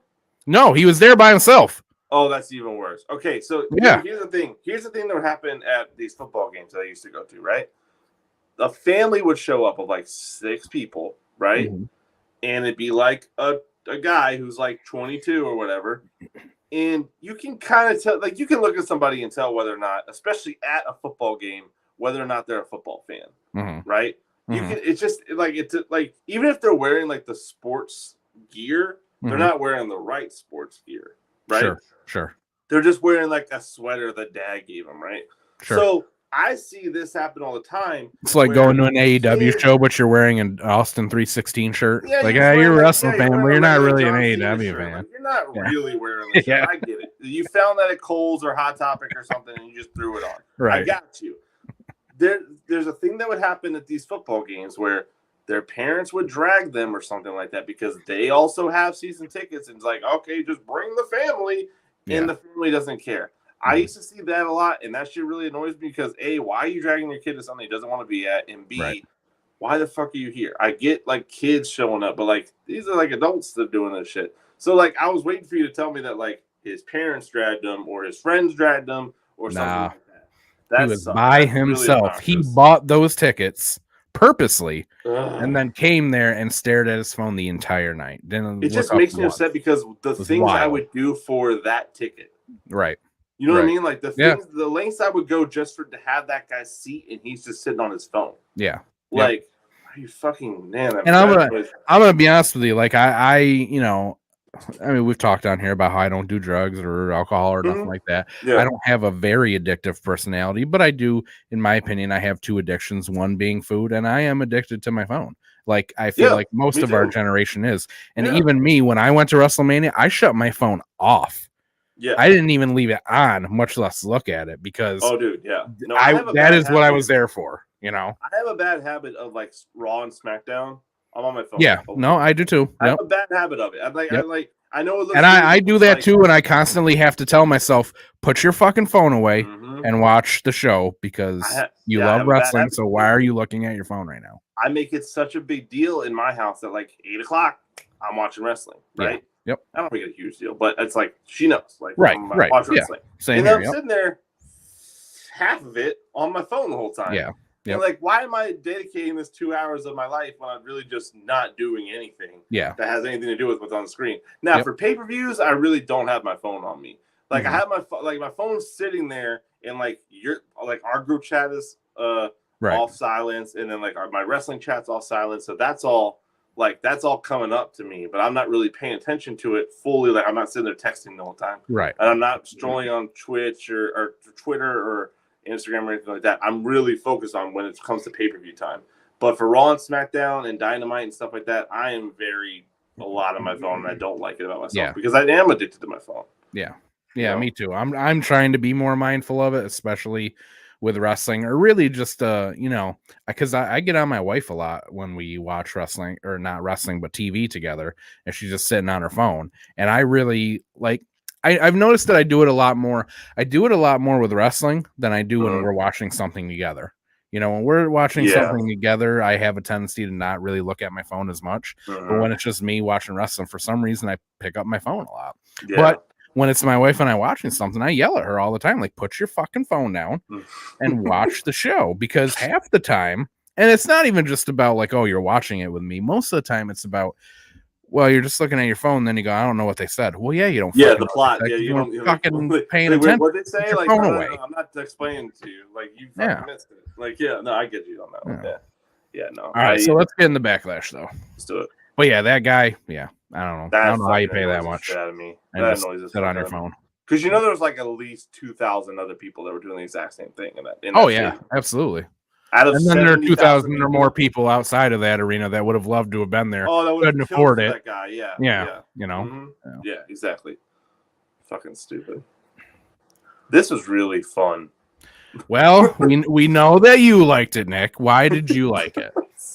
So I am notoriously the stipulation slut of this podcast. That's right. So when we went into this, and you know what? I'm taking this a step further, and this might be a hot take. Okay. You ready? You ready for this one?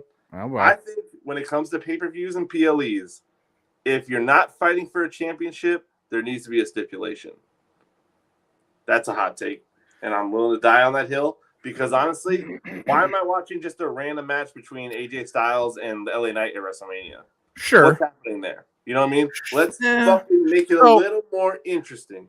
So I get what you're saying, but at the Right. same time, I'm also one of those people where I go, well, if you do it too much, then I don't give a shit anymore, too. I hear you know what I mean? Because that's how I feel like about tables, ladders, and chairs. Like, sick of seeing them. Yeah. I don't even care when anybody goes through a table anymore. I don't get why other fans love it so much. Doesn't even look like it hurts anymore. It's not a big like. I don't understand like why it's a thing now, like where it's a no DQ match and everyone's grasping for tables. Yeah.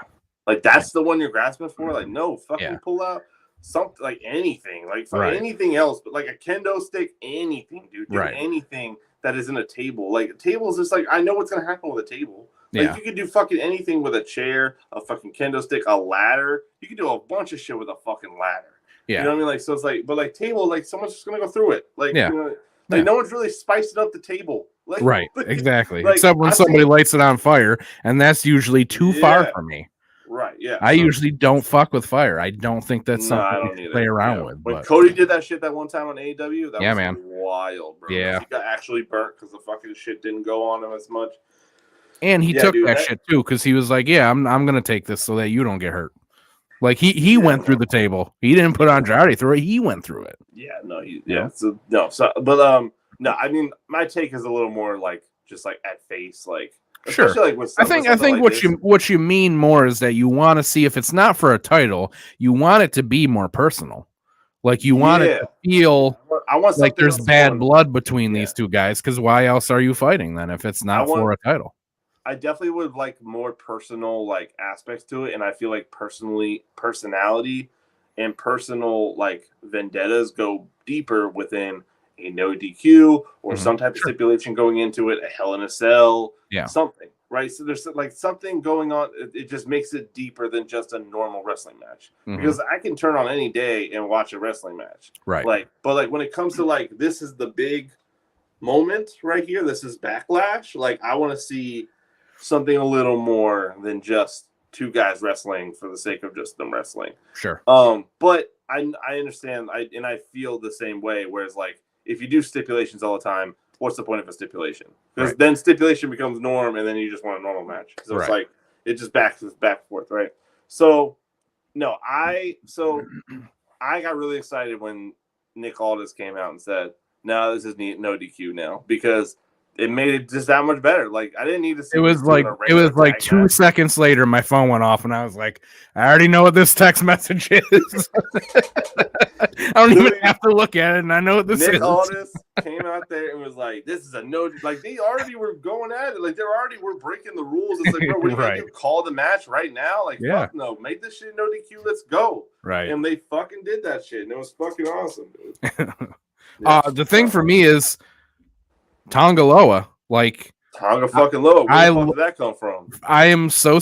I mean, and this is no shot at him, but I'm really surprised that they hired him too, because he had an injury a while ago, and he's come back from it, and he's been noticeably struggling with that. What was the injury?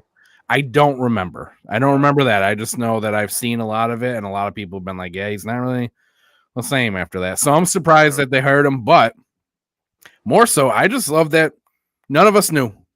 Nobody fucking knew. It was a complete surprise. All of us thought, okay, Tama Tonga got hired, but whatever. Yeah. Tonga Loa's doing whatever. So him showing up was a huge surprise. We don't get surprised often in wrestling, so it was awesome to see it. My first thought was that I missed something, because again, I missed the draft, I missed Dynasty, I missed a lot of wrestling in the last couple of weeks. I was like, damn, I missed them signing Tonga Loa. How did I not? Because I'm excited about the Bloodline thing still. So it's like, how did I miss something that could potentially be Bloodline related, especially a signing of some sort? So I was like, how the and then so when I went to your guys' fucking, because I use you guys as a fucking like, what happened here? And you're like, oh, you give me the history on it or whatever it is. Sure. So I'm like, did y'all know about this? And you're like, no, we didn't fucking know. Yeah, that was my first text to you guys was, my first text to you guys was, holy shit, they signed both of them? I didn't even know. What the fuck? I was like, god damn. I was like, all right, bet. So it was, I love that we got surprised, because we don't get surprised. I mean, we really don't. I mean, shit gets for the Royal Rumble gets leaked, a couple weeks beforehand, and signings are leaked all the time. Yeah.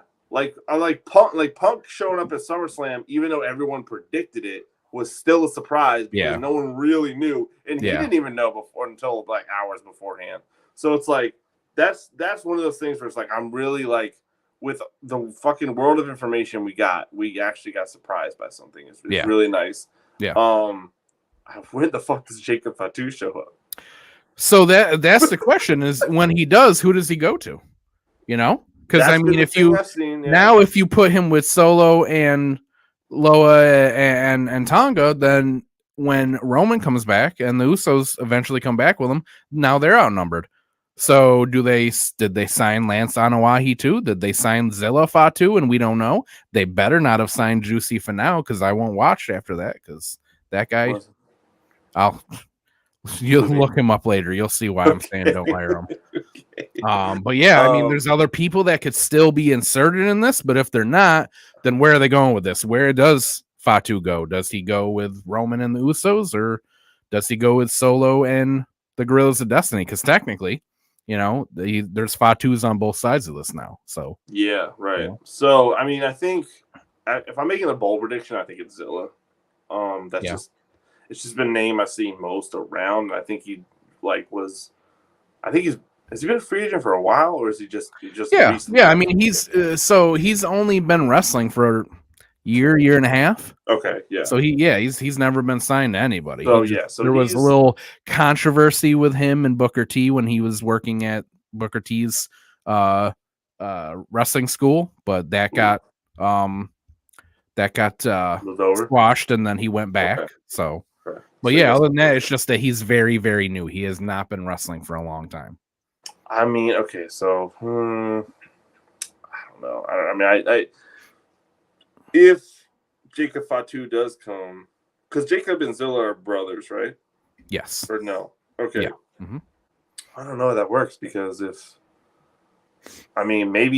maybe something happens where. I mean, you say that, but it doesn't matter. I mean, Solo and the Usos are brothers. They're gonna be on separate sides. It's looking like, you know. Are they though? Because I don't think they are. And Jimmy got fucking everything but jumped out of Bloodline, as far as I'm concerned. Well, yeah, but that's what I'm saying. He's gonna join back up with Roman and his brother and Jay. No, that's what I'm saying. So what I think might happen is that in some sort of circumstance, Tama and Tonga and Zilla and Jacob are all going to form their own thing and kick Solo out. And then Solo, Jay, Jimmy, Roman are the original bloodline versus the new bloodline, essentially. Okay. You know, could be. I mean, because that just makes the most. I mean, I feel like that's the most linear, like it's family. Just, you know, like that's like the most immediate family. Sure. And I like that, but then the question is, how do you do that? Because at this point, it's pretty clear that Solo has just decided I'm taking this over, and it's not, you know, at Roman's instruction, right? So Roman's definitely going to have an issue with him when he comes back. Ain't going to be you're just coming back over to the bloodline. Like, him and Solo are going to have a problem. Well, I think we're going to see a different Roman when he comes back. Oh, for sure. Yeah, I mean, I don't think we'll see a different one. He'll just be a face this time. He's still going to be the same guy, but he's just going to be. Well, I think we'll see a more humble and more understanding Roman, possibly, right? So my thing about that too is that I think losing is actually going to mean something to Tama Tonga. Okay. And that being said, I think Solo is going to lose more than he already fucking has somehow. Where I don't know how we just escaped over that this whole time, but we're already past that. So. As of right now, I think, you know, they got their win there, but they had the help with, you know, Tonga. But I think what's going to happen is Solo's going to lose a couple. And Roman's going to be back in the fold, and the Usos are going to be back together, and they're going to be kind of doing their own thing. No one's really going to mess with anything. And then Tonga, and, you know, and Zilla and Jacob are all going to be around, and they're going to be this big thing, and then they're going to kick Solo out because he's not a fit leader. Okay. The same way they did with Judgment Day with Edge, you know, something along those like, look, you're not the guy. So we're moving you out, and then Solo comes crawling back to the original bloodline, and Roman and the Usos have an issue with the way they handled Solo or something like that. And that becomes the, okay, we're fighting for the real, who's the fucking real bloodline or whatever you want to do. Sure. I mean, because I just feel like immediate household is like kind of just like it's obviously the more obvious one to do it, you know, brothers versus brothers and, you know, cousin, you know, so it's like it means, I mean, it makes the most sense, I guess, but I feel like it's a little muddier going a different way, you know. Yeah. It's pretty wild that we're still getting mileage out of this bloodline storyline. Oh, dude, they're killing it. I don't know. I don't know how they keep doing it, but they keep fucking doing it. And you know, you got 87 of them. It seems like so. Just keep bringing them in and keep doing it. Right. As far as I know, it's like, oh, they keep bringing them in and keep having them turn on each other. Yeah, we haven't done it with that guy yet, though. So bring that guy in. Yeah, that guy doesn't even wrestle, but when he's coming over and he's gonna we're gonna fight him at fucking SummerSlam. We're gonna train him on the spot real quick. I mean, he's Samoan. He'll pick it up. Like they all know how to wrestle. Yeah, innately. So yeah, he'll get the North American Championship in no time. It'll be fine. Yeah. So, yeah, no, something like that. This was I liked it a lot. I thought it was a good match. I mean, I don't really know that there's much to say about it. You know, no, I don't think so either. I mean, I think Tiffany's so close.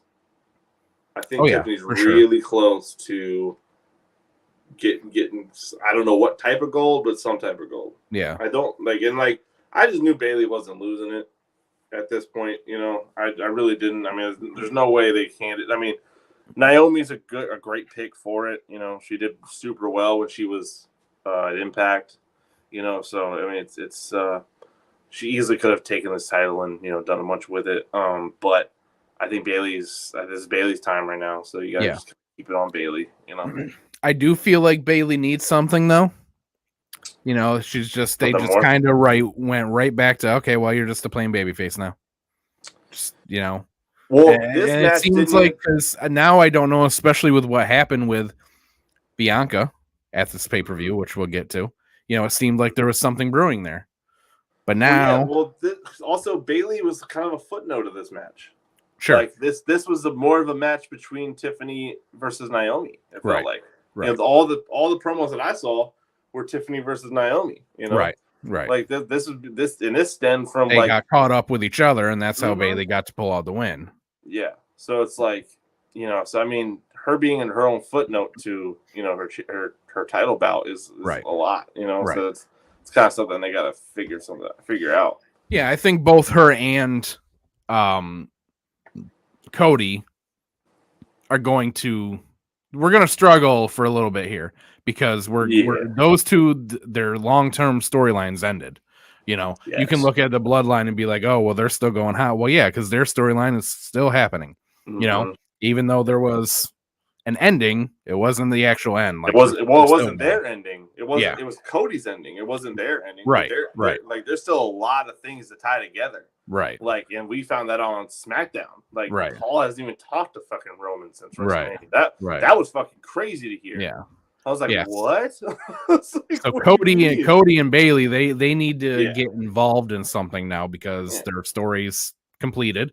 Yeah. So now we got this little weird, patch here. Yeah, but I'm not hating on it yet. Oh yeah, me neither. I love both of them. I'm not one of those people that's gonna flip on somebody just because they're having a lull in storylines. Like, that's not their fault. Like, if we get to fucking SummerSlam, if we get to SummerSlam and we still have no idea what we're doing with Cody, I'm gonna feel a little weird about it. Sure, because that's just like, bro, like you had no plan. Like, this is the shit we get on AEW about. Like, you give them the title and you do nothing with them. It's like, bro, you had no plan when they got the title, what you were gonna do with them. Like, this is not great. Like, so. The other thing we didn't even talk about for the last match, and it's just hitting me now. Where's The Rock fit in when he comes back? And now you got two groups of the family going against each other. What does he do when he gets back? Because obviously we're gonna see him come back. There's something with him and Cody there. It's got to happen. Yeah. So where does he join? Or is he the eighth going to be the fourth? Yeah. Is he going to come back and take over Solo and the Gorillas, and then Jacob Fatu comes and joins the original bloodline, and then that's how we get Rock and Roman at 41. That could be it. When's Survivor Series again? When it was what? Survivor Series? November. Do we think we're getting all this by then? At War Games? Or are we doing this at Elimination Chamber? Because that makes more sense. If you're doing Elimination Chamber, old bloodline versus new bloodline, yeah, and then we get Rock and Roman at that actually makes more sense. Right. I don't even care about War Games. Right. So if you do let them fucking cook this whole shit for until Elimination Chamber. That's February, right? Yeah. You do that shit till, and then we get Rock and Guerrillas of Destiny and Solo versus Roman, Usos, and I think you got to address it first though, because you got to do Rock and Cody first. There's something there. That's probably Rumble. There. That's probably Rumble then. Yeah. Because Cody's not going to be in the Rumble this time. He's going to need somebody to do the Rumble. Well, I mean, unless he loses, like we don't know he's going to hold the title the entire year. Oh, I think he will. I mean, I think he will too, but we don't know that. I think he maybe he loses it at Rumble to The Rock. And then we get Rock and Roman at WrestleMania, and Rock's the fucking champion like he wanted to be. Yeah. That would be insane. Yeah, I really hope they don't do that. That's it. Yeah. There it is. We just figured it out. Yeah, I did. No, okay. So if you do, I mean, I think Cody's holding it for a little bit. I don't think he's going to hold it forever. Obviously, no. He's not going to go to like a Roman length title reign or nothing. But what's that show they do? That's like I think they call it like New Year, Day One. Like day one, yeah. Day One, yeah. I don't know, because they used to do day one as a pay-per-view, but this year Day One was just Raw because it was on the first. Raw, so right? yeah, I don't really know. Sometimes they skip that month for a pay-per-view.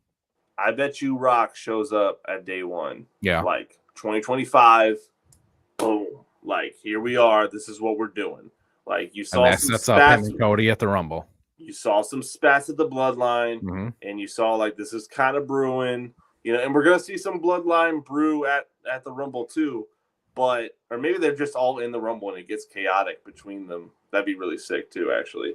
But you see Brock and he's like, no, it's you and me at the fucking Rumble. Like that's it. Like where that's just what we're doing. I told you I'd come back, and I told you I'd come back for you. We're doing this at the Rumble. And that's just what happens. And it's like, all right, bet you want the smoke, let's get it, And Cody beats him. That's why I think will actually happen. Yeah. Cody beats him? I thought you saying. Well, I mean, it'd be really funny if Rock actually ended up being that'd be nuts. Yeah. Giving Rock the championship right now. The only thing that I can see is what if we did that and then Roman helps Cody beat the Roman Rock. Cost him. Yeah, Roman cost the Rock. Yeah, for sure. What a fucking twist. Like something's gonna happen. Yeah. I mean, this is a fine match. It's whatever. You know what's funny? I was really kind of rooting for Jay. I knew Damian was gonna win, but I was kind of rooting for Jay. It ain't happening for Jay. I'm just saying. Is it gonna happen for Jay though? It's not. I don't think it is. I don't think it's going to be these world titles, though. I think it's going to be some sort of IC, maybe. Yeah, that for sure. Yeah. And then he's going to get back with his brother, and we're going to do that again after all the work we put into him. What's that? Who's the United States champion? Logan Paul. I don't know who's going to show too. So I don't know who's going to beat Logan Paul for United States champion right now. Yeah, but I mean, Jay. Listen, there's a story for Jay and Sammy for the Intercontinental title. How do you not do that story? But to me, I just feel like that's not where we are in the story. Like, I feel like we're like they're friends now a little bit in the story. Well, yeah, I mean, I don't think it has to be like a personal thing. I don't think it has to be like, oh, I hate you again. I don't think it has to be that. I think it just has to be, hey, we've got a lot of history. And we are friends and all that, but I want to be where you are. You have that title, and I want that title. And then we can just incorporate. They just have to talk about all of their history. All of their history makes it personal without them having to be both assholes to each other. You know what I mean? Like you don't need that for it to be personal. Sammy is mature enough to kind of just like if Jay beats me, then I'm gonna shake his hand you can be excited for him. Yeah, that's kind of that's the vibe I kind of gives Sammy, excuse me. That kind of gives, yeah. So I mean, it could work. Yeah. I don't know. I don't know. I'm trying to think. I don't know. I mean, that could work. So just more Judgment Day drama here, you know. Yeah, that's really the only thing notable to talk about in this match, really. Yeah, that was the highlight of the match was Finn and JD coming to his aid and not really wanting that, which makes it look like Damien's going face here in a little bit. I don't know about that. I feel like he's gonna be the heel in it. I could see. I really think that Finn's gonna win Money in the Bank and Finn's gonna beat him for it. I feel like there was a point where Judgment Day, when they first came together, the whole thing was we don't have a leader, and now it's like the last 6 months or so, I would say it's been very clear that Damian Priest has decided I'm the leader. And usually when people just decide that they're going to take power in a group, they end up being the one that is the heel once that group dissolves. But he also wasn't with the heel bullshit that happened at Backlash. He wasn't with down Jay. So that's why I think he's over the antics. Okay. I think I can see that too. I see where you're coming from. I think making him a champion has made him a little more mature and I don't need all this to win. I don't need none of it. I came out to the ring when Drew McIntyre was distracted and I beat his ass. Mm-hmm. That's what happened. I didn't need Finn, I need JD, I didn't dominate nobody to do that shit. So I don't really need all that to be the guy. I'm the guy right now, despite those things. Yeah. So I think I'm a little more mature than that. I think I'm over that. I think I need to just kind of be a different type of champion than maybe Judgment Day seems fit, because that all that JD and Finn shit, that's like rah fucking, that's some heel shit right there. Beat up on the dude while he's down. I think Damien's over that shit. I think he wants to be especially after he had already won. I can see beat down after he lost. Okay, I see why you're doing that, but you didn't lose. You won. Why do you need to do it anymore? Right. Yeah. So it's just that's I think he's maturing as a champion. And I think that's kind of where he's good. He's good off of that. I see your point there. Yeah.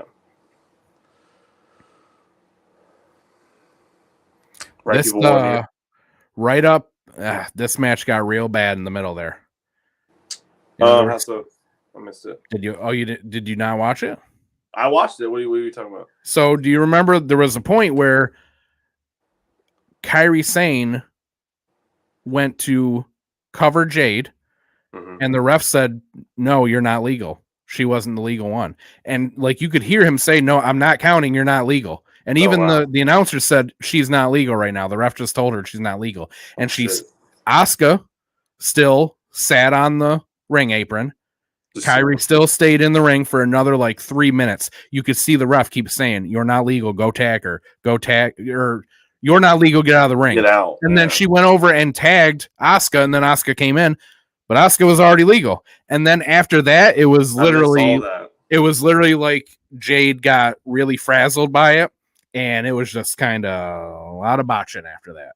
You could see. I even saw you could see after the match, Jade and Bianca hugged, and you could see Bianca was talking to Jade, and she said in her ear, "It's okay, don't worry about it." You could see her say that. So Jade was definitely rattled by it. She got thrown off by it, and the rest of the match was real rough. Yeah, I mean, I think we all forget that Jade's still pretty new. Oh yeah, for sure. So that's why I think this is perfect for both of these women, because Bianca's done everything else. So she needs to do something new. This is new. She's never been in the tag team. Jade is impressive, but she's still very new. And Bianca can carry her, because Bianca's great in the ring. So Bianca can be the vet. Jade can get some more in-ring and on-screen time, to start figuring it out. Bianca needs something new. This is something new. They both look like fucking superheroes. So they're a perfect tag team. To put together. So I think this is good for both of them. I think it's hilarious too that as soon as Jade Cargill got signed, everyone and their mother, including me, was like, "Oh, I want to see Jade versus Bianca. Mhm. Oh, it's gonna be so good."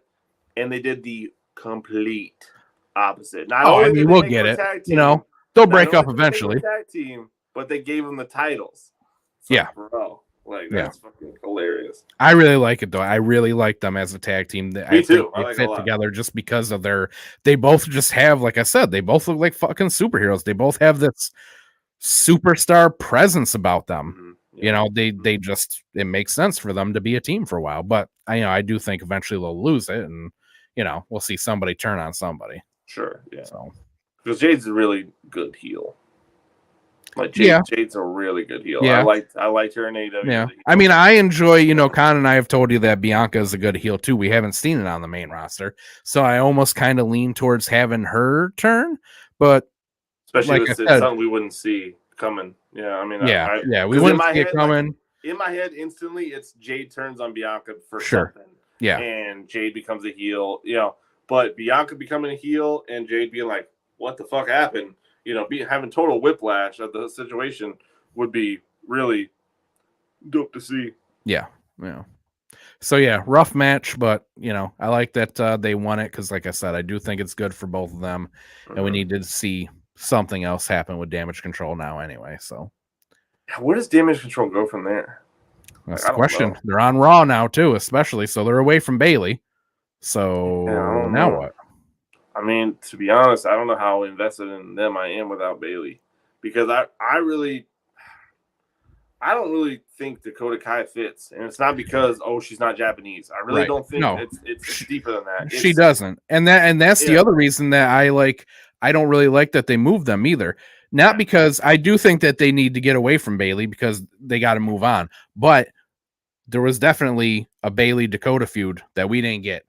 No. We got a little bit of it, like, we're gonna wrestle in a tag match here, but there should have been something bigger there. Where Dakota was, Dakota got brought back from being fired by Bayley. She was like her best friend, and then she turned on her, and we didn't explore that at all. No. And I think that was a miss. But I just feel like Damage Control should have kicked her out before the draft happened. And then she should have stayed on SmackDown, let her and Bayley feud, and then just Asuka and Kairi and Io could have went to Raw, and that would have made more sense to me. Yeah, I mean, I just feel like Dakota's lost in that group. She is. I really don't like. I don't see where she really fits. Yeah. I don't see what Bayley tied all of them together. Mm-hmm. And then without Bayley, she sticks out like a sore thumb because Kairi, and again, like you said, it's not about them being Japanese, because Kairi and Asuka and Io have all of this history for years and years. That's true too. Yeah. So it does just make Dakota stick out. I will say too that I was one of the first people to say that I don't think Dom fits in Judgment Day. So true. I will eat those words the same way I will eat my words if Dakota Kai ends up being a really integral part within Judgment Day. Coming in the next couple months. But I was very big on I don't think Dom fits, but Dom also fit himself into it and made himself what he is right now. Right. So I mean, anything could fucking happen. I just, as of right now, it looks weird. It doesn't look kosher without Bayley. It doesn't look anything like that. So we'll see. I'm letting it be there, but as of right now, I'm not really too invested in Damage Control storyline of any kind, especially with them not being tagged title. I mean, none of them have titles now, Yeah, so it's just what are we even doing with them? Because there's no other girl group either that can really kind of, besides them. The only thing that I could see happening is now that they're all on Raw and none of them have any titles, now I could see them kicking out Dakota because they could have Dakota become a face and get defended by Tegan Nox, because they have a very long history. Of where they were best friends and they were a tag team, and then Dakota turned on her in NXT and all this, so they could, bring that into it. I could see that being interesting. But other than that, I don't really know what the hell they do with them now. Yeah, so. I'm just not there's nothing. Because every time I see a group, I try to look for who combats them in any way. Right. And right now, there's no 4-person girl group that the only girl group I can think of right now is Bianca, Naomi and Jade. But even then, they're on a whole different show. Right. It's just like, what do we like? And like, I can't really think of anybody else. I mean, it just doesn't. It's not equating. Yeah. So. Which I mean, again, they just need to. They need to make it equate. They need to make. They have enough women. Like, make another group. It makes sense. Kick Dakota out, put her with Tegan, put somebody else with them. Bam, you got a group. Exactly. All right, so main event, great match. This was a WrestleMania worthy match right here. Between the crowd for this match was so like uncontrollable. Like, they were doing whatever they wanted to do. They honestly, in my opinion, the wrestlers didn't even need to be there for them to have that much fun. They did not. They didn't care whether or not what was happening in that ring at all, and it was still a really. They were just happy to fucking be there. But God, were they just fucking happy to be outside of the house and seeing wrestling in front of them, bro? I don't know what it was, but it was amazing. Right.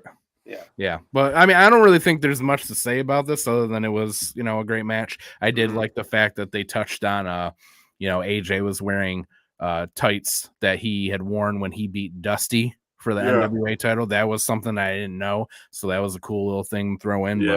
But yeah, I mean, I don't really know if we're gonna see this feud continue. That's why I don't really think that there's much to say about it, because it was, I mean, it was like a 3-week feud. There wasn't a lot behind it. So, good match, but I mean, that was basically it. Good match. I'm very surprised with all the history between them two that they've never fought. Yeah. That like I like 3 times in a row I checked myself. I'm like, did they ever actually fight? I was like, and they keep saying they haven't. So Well, I mean, they have history, but they don't. They've always missed each other somehow. AJ was in Bullet Club and so was Cody, but it was long after AJ had left. Yeah. And then AJ went to WWE and right. It's all Bullet Club history and just in like similar career path almost history in a way. But right. I mean, besides like Cody's everything, but really cool match. I don't think this goes past Saturday. I mean, I think we've got to move on from it, And well, the thing is though, if it doesn't continue, is that just what we're gonna get with Cody? Are we just gonna keep getting 3-week little feuds that don't really mean anything? Because if so, then this title reign is going to be looked at like a failure, because it's just not as interesting as Roman having this long 3-year storyline that went through the entire show somehow. Cody has to have the same thing somehow. They need to figure that out. So let's fucking brainstorm, right? Besides someone from the bloodline, who could Cody do something like that with? So my thought immediately goes to LA Knight. But if you do that, he's so fucking popular right now, that doesn't really make a lot of sense. Not if you're not going to give him the title, no. Right. And even if you are, like, okay, then what do you do with Cody? You could have had him win this tournament here to have AJ, and he could have instead had LA Knight and then just had him lose the one-off, and then you could have done the same exact thing you do with AJ here and had him lose the one-off, but you can't have him lose multiple times to Cody and not give him the title at some point. So for our scenario, LA Knight does not fit. No. Right. Because we want LA Knight to win something. And honestly, I want LA Knight to kind of beat Logan Paul. Absolutely. I would rather have something like that. So that's so I'm looking through the roster right now to see who's on SmackDown that he could like really, because that's one of the other issues right now too. You had this past 3 years that was great with Roman and Cody, but you focused on Roman and Cody so much that you really didn't build up any other main eventers. I mean, the only one you built up was Seth. I mean, but like Seth is his buddy now. Yeah, and Seth was always the main eventer anyway. He's super injured, so he needs to stay off television. And then you got Punk and Drew, but they're both over on Raw, so they're out. Yeah. I mean, I wouldn't. I mean, Sammy's already a title again on Raw, but I wouldn't have him. Wait, is IC title? That's Raw, right? Yeah. Okay, yeah. So I mean all the big names that would make sense went to Raw. I mean, Gunther stayed on Raw. I mean, you got Owens and Randy, but Randy would make sense. Randy and Cody have a lot of history. They have legacy to go back on. Yeah. But I don't know what they're doing with him and to be honest, though, Kevin right I like now, Randy and Kevin Owens as a tag team right I now. do too. I I do too. They're funny together. Yeah, I want that to cook a little bit. But I mean, if in my scenario where Cody and Rock are fighting at the Rumble, we got a lot of time. Sure. So I mean, we could easily get that Randy thing here August and do it until like November, October, we could, something like that. I mean, we could really have it go for a little bit of time, have a really big feud in the middle of all that. Yeah. So that would be interesting. I honestly see nobody else on SmackDown that he could feud with other than going back to Nakamura again. Fuck, and I don't really feel like we need to see that again. Feud. That feud doesn't make any sense to me, to be honest. It just seems like Shinsuke just had an issue with Cody for some reason. Yeah, and there's no reason to revisit that again because there's no chance Nakamura wins it. Yeah, bro. Shinsuke is a fucking mid-carder, bro, and it sucks, but it's just the way it is. Like, that's how they put it. So he's not gonna beat Cody for this title. Like, it's just no way. Like, so Randy sounds good. What was the other name you said? Not Randy, but somebody else. The only other ones were KO or LA Knight. I mean, other than that, you don't have any high level mid carders or main eventers on here. I mean, I think the Randy is the obvious one, and then what I'd like to see is you come to SummerSlam and then LA Knight beats Logan Paul, and then maybe we could see Cody and Logan, because that would be a good heel for him to go against. They would have some good matches. Logan doesn't give a shit about jobbing because he's just there to make money, so he doesn't care. True. Yeah. He'll do whatever. I mean that's it. Everybody else big, Gunther, Judgment Day, Drew, Punk, they're all on Raw. I would not be upset if LA Knight was Cody's next opponent, but it's not going to be a long feud like we're talking about. Mm-hmm. I definitely wouldn't mind seeing KO and Cody fight. I would like to see them make sense of that, just because I mean, KO's always ready to fight, so that's easy. But like, why? Is he just title hungry right now? Is that what he wants, or what is it? But Randy and Cody, I think, is like the one. Like I think that is probably the big feud that he has during this. And then you could try to do some easy shit, like maybe him and stuff that like his opponents clearly aren't going to win, Santos or who else was I just looking at? There was somebody else that I was like, maybe I don't remember. I think Bronson Reed stayed on Raw. Where's the Pride at? Is that Raw too? Yeah, that's it. I was gonna say Bobby Lashley because they went to Raw. You're right. They went to Raw too. Damn, how did Raw get all these people? Well, they always give Raw more because they have an hour longer. Yeah, but it's only an hour. What the fuck? I know. I agree. I mean, I agree. Maybe throw some new NXT guys out. Regardless of the fact that, to me, in my opinion, SmackDown is always the more quality show.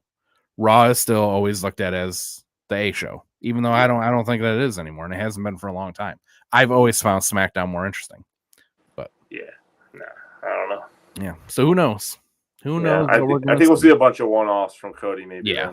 I think we'll see Which the sucks one because if that's all we're going to see, people are going to say, well, his reign was a failure because it wasn't interesting if all he's got is a bunch of one-offs. Until we can get to Randy or something later. I'm more interested in what is that big feud that he has? Yeah. And who takes it off of him? Because right now, any of the guys you mentioned right now, I don't see taking them off of him right now. Yeah. I mean, unless you have another draft within his fucking reign, which could happen, but that's like a year and some change away. Right. So like you're committing to having Cody a year and change as a champion, which is totally fine with me. I'm down. Right. But if that's what you're gonna do, then you move somebody over, and then But I don't know. Yeah. But we've gone 2 hours without Nick. Look at that. Look at that. Time flies when you're having fun. We could do it. Yeah, we could do it. We can do it without him. This guy. Oh, we didn't show the results. Oh yeah. You're right. You are right. Man, look at that. 5-0, baby. Look at the only guy who didn't get one. I don't really know why I picked Kabuki. I just was like, probably just not. You just like being a contrarian sometimes. I feel like, at your own detriment. It is at my own detriment a little bit. Still in the lead. Still got that 1 point, baby. For the guy who didn't watch Dynasty, though, look at how I did Dynasty. Oh, actually, you and I are tied. Khan's in third. Look at that. Yeah. Dynasty. Maybe if he showed up a little bit more, he'd make better decisions. Dynasty. Dynasty put me over the top, and then it went back to regular when I picked. I like that you even have the percentages. I've never noticed that before. Well, I just started doing this year. Oh, okay, all right. Yeah, I saw Sports Sheets doing it, and I was like, I would like the percentage on there. I think it's really cool. So yes, we're like 68% correct. So it's kind of cool. But like Dynasty for you was actually kind of a killer, my guy. Yeah, I fucked up, Destiny. Destiny was a bad night for me.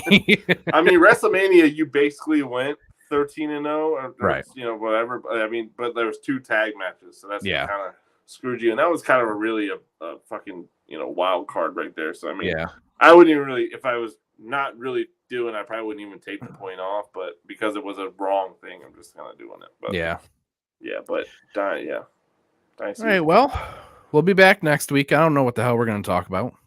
Who knows who'll be here? We know, who knows? Could just be me. I could be gone. Ham could be gone. Who knows what's going to happen? Maybe next week we'll talk this Drake and Kendrick stuff because we did not get into it today like we planned to. No, you should actually go. It seems like it's just going to keep going, so might as well talk about it. You should go listen to everything. Yeah. If it continues, then I'm just gonna be like, all right, I gotta go. I wouldn't be surprised if one more thing drops today. Oh yeah. Last 4 days, it's been nothing but it's been nuts. Yeah. So I wouldn't be surprised if we hear at least one. I bet you maybe one even happening right now. I don't know. But, no, so far I have no notifications, so maybe not. But but man, next week we can definitely get into it because I'm sure Khan's totally invested as much as I am. Right. And you can hear it and know what's going on. So yeah. All right. Well, we'll be back next week. I don't know what we're going to talk about. I don't know what the combination is going to be. Who knows what the next week will bring? But as always, keep it kinky, Marks.